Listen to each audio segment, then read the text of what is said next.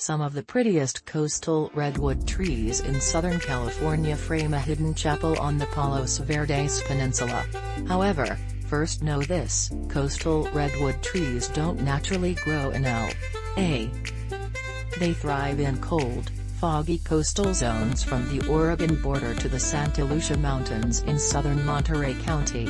Sequoia sempervirens that grow outside their natural range have been purposefully planted. That's what happened in 1951 when architect Lloyd Wright, son of famed architect Frank Lloyd Wright, was tapped by the Swedenborgian Church to construct a chapel on a hill overlooking the ocean. Inside, he used redwood pillars that climb and form tree-like branches overhead to frame the building. Outside, coastal redwoods, not as big as ones up north, embrace the building with leafy limbs. Italian stone pines provide a second line of trees.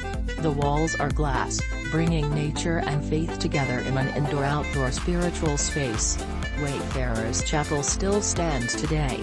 Anyone can stop by to visit the site at 5755 Palos Verdes Drive South in Rancho Palos Verdes. It's sometimes off-limits to visitors if there's a wedding or other ceremony taking place. Where else can you find redwoods outside their natural range? Many places around SoCal. Some examples: Carbon Canyon Regional Park in Brea has a stand of coastal redwoods. An easy loop trail gives you close-up views. Check out the hike details here. You'll also find redwoods in Griffith Park's Cedar Grove and Fern Dell areas. 1. Take a hike to the waterfalls in Monrovia Canyon Park.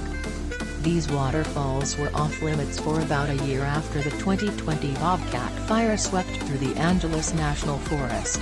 Trails in Monrovia Canyon Park, about 26 miles from downtown L.A., reopened August 30th after volunteers removed debris and downed trees.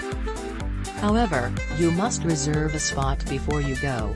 Choose a long or short hike, 3/4 of a mile each way from the nature center, 1 mile each way from middle parking lot, or 1.5 miles each way from the ranger station.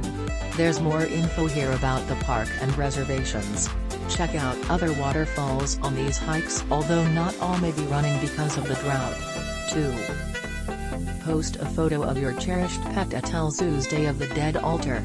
Ofrendas, or altars, are places to honor the memory of ones you have loved. It's part of the Latinx tradition Dia de los Muertos, or Day of the Dead, which takes place November 1st and 2nd.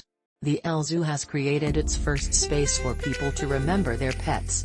Bring photos, or print them on site on Saturdays and Sundays, decorate frames and/or draw pictures of animals for the altar, which features an arch of orange paper flowers.